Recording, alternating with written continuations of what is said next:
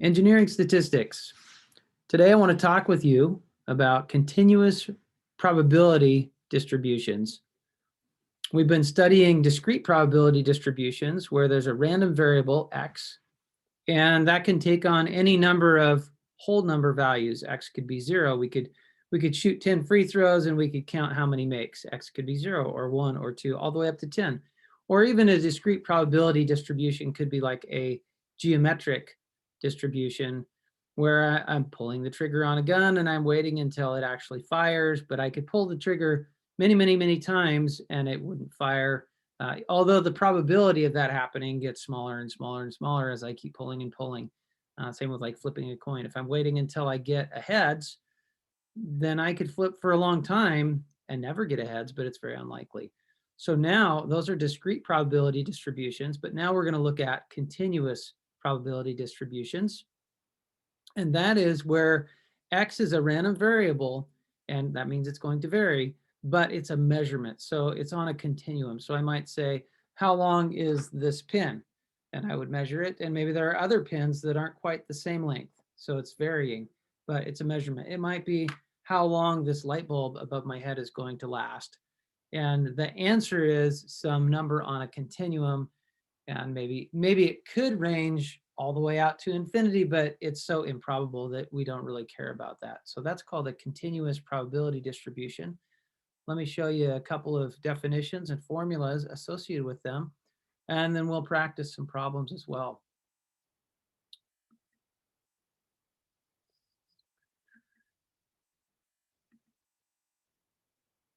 All right. So as I mentioned, a continuous random variable is a measurement instead of a count.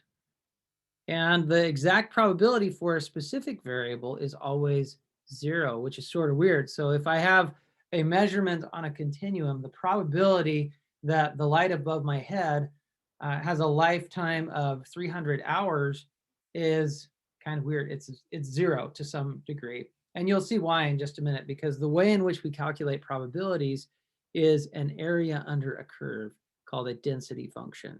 So we don't have the same kinds of formulas that we had with discrete probability distributions, whereby we had to look at a different story and try to kind of quantify what the mathematics was asking us to do as far as counting the number of ways a certain outcome could happen divided by the total number of possibilities. Instead, we're going to have a continuous probability distribution whereby we were looking at possible values of x, whole number values, and we were looking at the probabilities or the odds that those things were likely to happen. But now we're going to say possible values of x, the measurement, not the count, but the measurement on a continuum. And we are actually going to create a function with the shape that the data is forming, and there are lots of different shapes. But then the y-axis on this, whereas it was a probability for the discrete probability distributions, the y-axis is a scaling factor so that the area under this function is 1.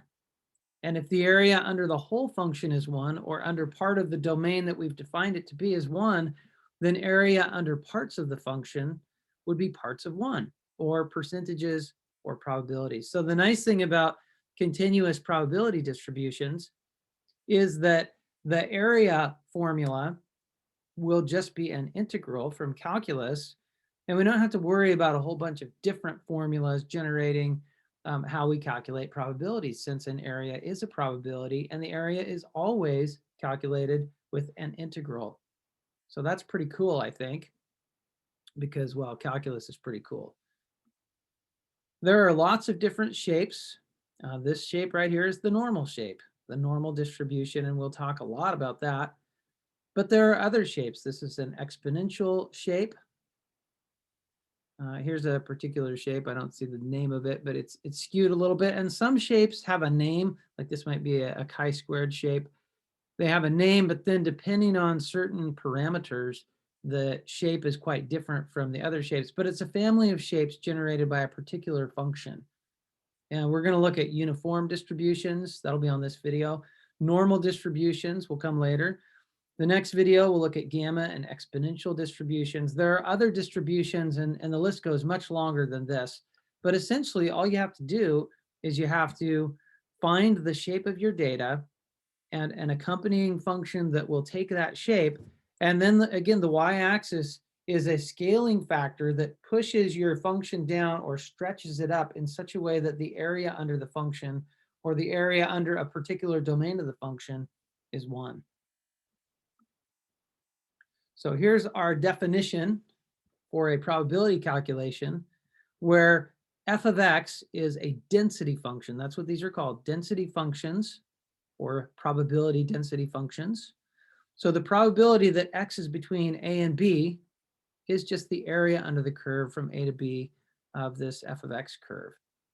It, of course, doesn't matter if we include the endpoints because the area under a point is 0. And that's why the probability at an individual x value is also 0 because the area under a point is 0 on a function. Now recall, with a discrete probability distribution like this one, if we wanted to find the average and we had all these different values for x, and then we had the likelihoods of those x values, the probabilities, all we had to do to find the average, it was a weighted average where we take the probability times we call it a payoff.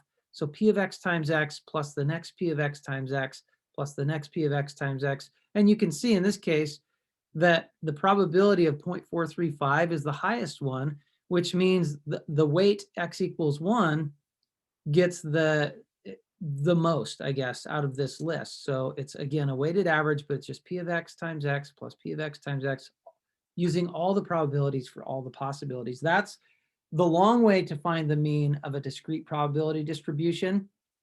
And remember, for the different probability distributions that were discrete, we had shortcut formulas, like the mean of a binomial was just n times p. So that was kind of nice.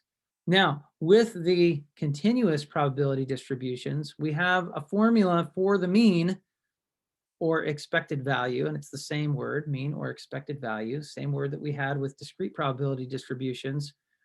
But here, the way that we calculate the expected value of x is we take the integral, which is really a special sum, right? We take the integral of x times the function from minus infinity to infinity, or a particular restricted domain that might be given to us. And so it's not that different from the discrete probability distribution formula for the mean. It's just that this happened in chunks. And so we took a particular x times a particular probability and then just added those for all the possibilities. Now, of course, we integrate, but notice there's an x right here, just like there was an x right here. So in a sense, we're having some sort of weighting done in a continuous setting. So let's practice one. X is a random variable, denotes the life of hours of an electronic device with a density function of 20,000 over x cubed for x bigger than 100. So again, this is hours of an electronic device. We're assuming that like the lowest number of hours it will live is 100, and all other hours are above that. And then the probability is 0 below 100. So it's going to last at least 100 hours. And now we're asked to find the expected life of the device. The expected life is the mean. Like on average, what would one of these electronic devices last for its life? I'll stop the share and then I'm going to do this on my whiteboard.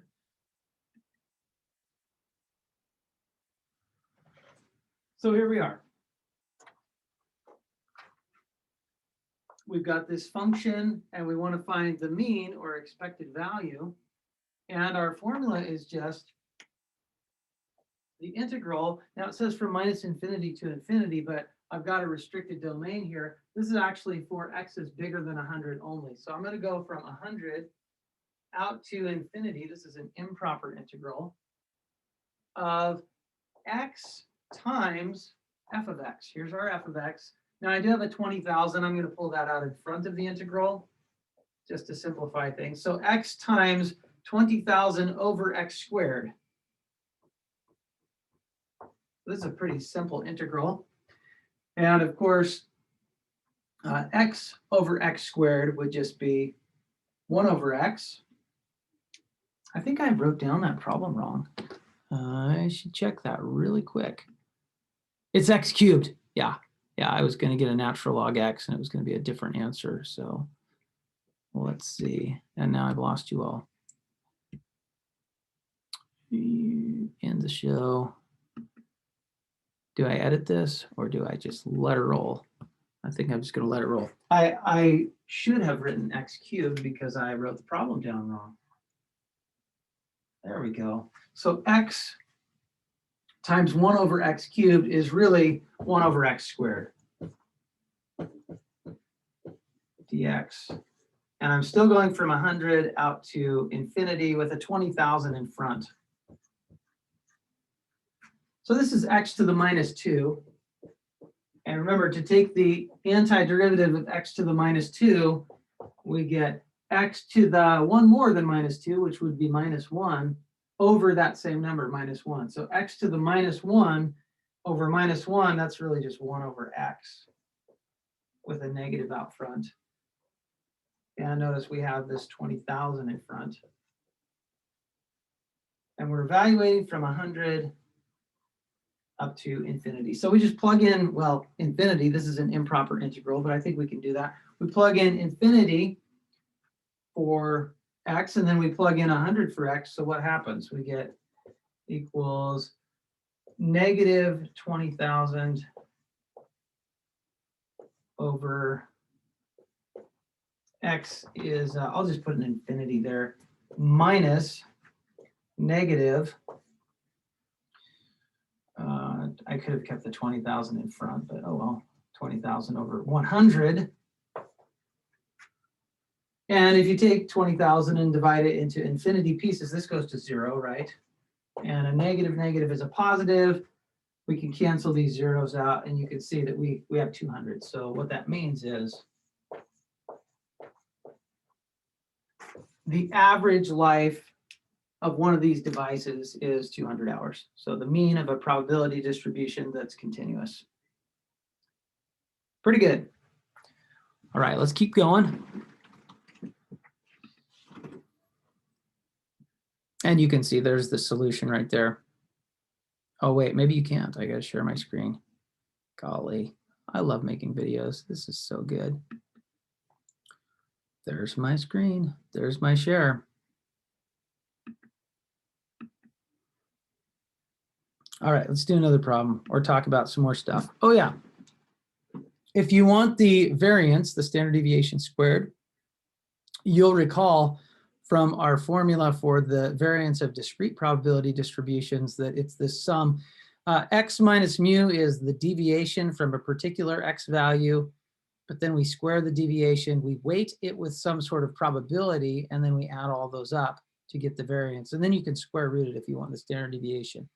That's what we already did for discrete distributions, but for continuous distributions, it's exactly the same thing, but f of x is this density function. We still are finding the deviations, we're still squaring them, but we're doing it for every single x, and there's of course infinity x's, and so we're having to sum up with an integral. This is just a formula. It's the long way for the variance of a continuous probability distribution. There are short ways also, but at least you know that. The other thing we wanted to talk about before doing another example is this capital F function, this CDF function. So this is the function that we've been used to using on our calculator, like binom CDF. The CDF function for a continuous distribution will find the area from either minus infinity up to a particular x input, or we can start by restricting the domain and starting our density function at a non-infinity type value. But capital F, just like in calculus, capital F is an antiderivative of lowercase f. So you still see the same terminology here. Essentially, what we want to do is sometimes we want to find an area, and then we want to find another area, and maybe lots of areas under the same function. So rather than integrate over and over and over, we just integrate up to some variable x.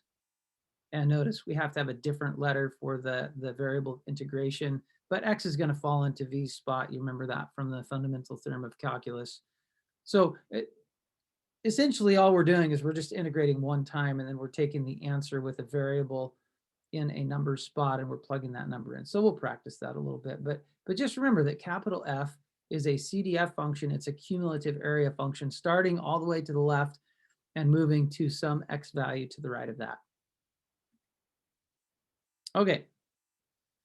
So another example, the error in reaction temperature in degrees Celsius for a controlled lab experiment is a continuous random variable X with a probability density function X squared over 3, but defined to be from -1 up to 2 and 0 everywhere else. So there's a restricted domain here.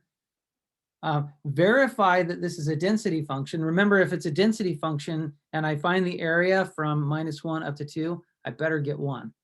That's the whole point of a density function.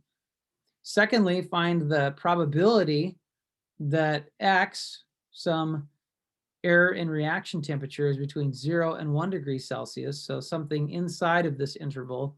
And then the third thing is just to find capital F, because actually maybe I'll do that second, and then we can find this third. But I want to find capital F, the integral in a generic sense, so that we can create capital F, the cumulative density function. In order to do that, we'll stop the share. And we'll give this a look. All right, on this side. So same problem. Hopefully I wrote it down right. Verify that this is a probability density function. Again, to verify that, I better get 0 when I integrate from -1 up to 2, this function. Otherwise, I didn't do it right, or whomever wrote this problem didn't do it right. So I'll pull out the 1/3, and then we've got X squared dx. And again, what am I hoping to get here? I'm hoping to get 1, because that's the way it's supposed to be. That's by construction what the PDF has to be. So this would be 1/3 times X cubed over 3. And I want to take that or evaluate that from -1 up to 2. So we get X cubed over 9, and we plug in the 2, so 2 cubed over 9 minus -1 cubed over 9. So this is 8/9 minus negative, which is plus 1/9. 8/9 plus 1/9 is 9/9. It's 1. So that's good news. Good news. It is a probability density function. Now, the second thing, let's find capital F of X. Capital F of X would be a CDF function, a cumulative probability function. See if I've got room to do this. Capital F would be equal to the area from -1, that's where we begin, up to some input X of X squared over 3. And then technically I can't use an X, so I'll just use T squared over 3. I'll pull the 1/3 out front. T squared over 3 dt. Now this doesn't matter that I'm using another letter. Actually, it matters in that I'm supposed to, because otherwise I've got to, by fundamental theorem of calculus, drop that X into T spot. But essentially, when you integrate T squared, you get T cubed over 3. So we've got T cubed over 3 times 1/3.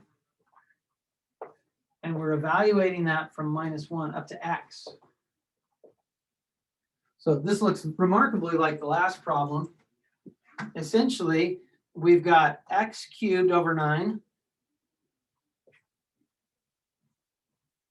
minus -1 cubed, which is -1 over 9, minus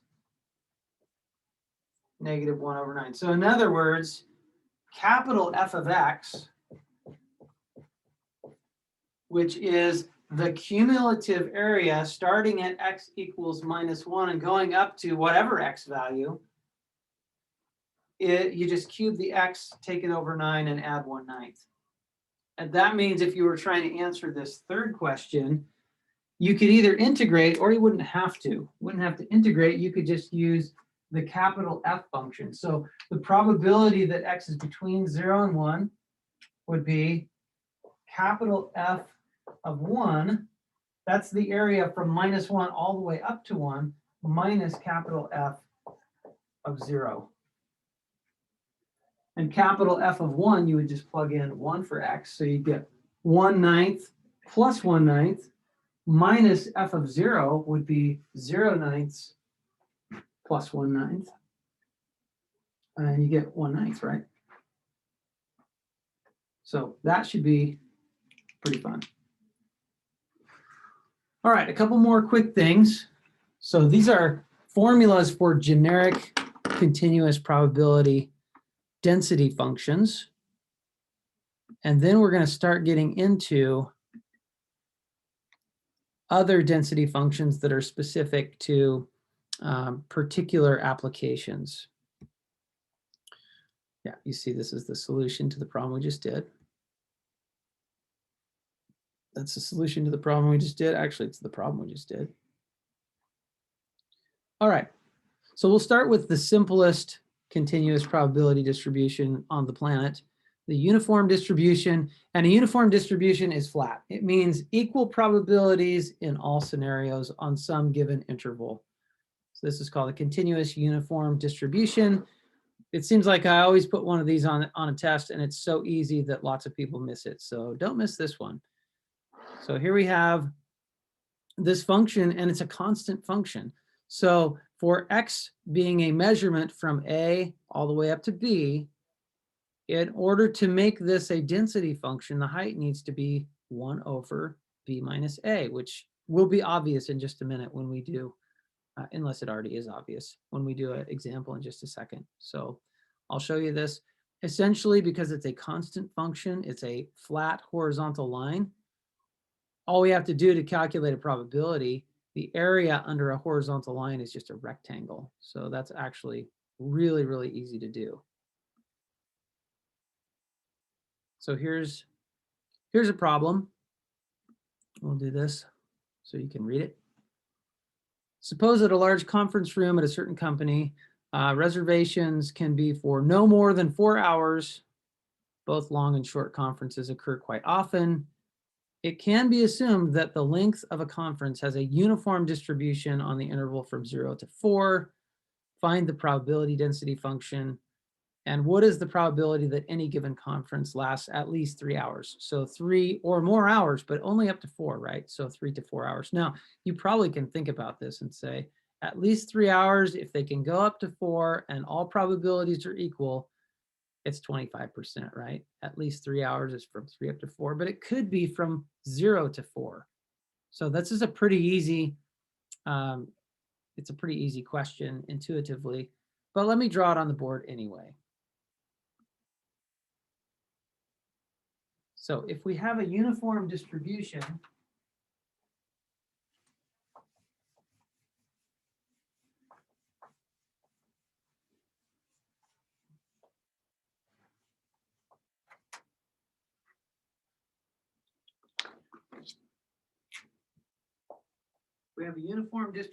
that means that it's a flat horizontal line on some domain. In this problem, it's from 0 to 4. Which means that the height right here, the f of x equals a constant, right?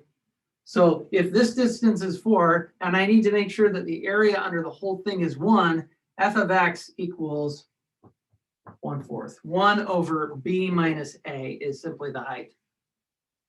So when they ask for the probability that x is bigger than 3, all that really means is the likelihood of going from 3 to 4. The area under the curve from 3 to 4 is 1 times 1/4, or 25%. Really, really straightforward and simple. I cannot tell you how many people have missed a problem exactly like this on the next exam, and I think it just seems too easy. So for the uniform distribution, it's a flat horizontal line where all probabilities are assumed to be equal on the interval. And then to find particular likelihoods of being on subintervals, we just find little areas of rectangles. Pretty easy. it's probably obvious to you that the average for a uniform distribution is literally the average between the beginning and the end point. In this case, it would be 2, but I'll show you the formula for the variance also, which isn't obvious. Yeah, so the mean of a uniform distribution, and this is the shortcut. So we have a shortcut for mean and variance. So the mean is just the endpoints added together and divided by 2. It's the average between the two ends. Because we have uniformity, we have equal likelihood all the way across. But this is not obvious, and sometimes I assign this question. If you use the long form for standard deviation, or variance, I should say, that formula on the generic probability distribution for the uniform, it's kind of tedious. You wouldn't expect to get b minus a quantity squared over 12 for the variance, but that's a shortcut to the variance. And I think that's what I got for this video. I'll do a part B where we get into some more tedious and fun and interesting applications with formulas that are a lot more complex. But I'll see you then.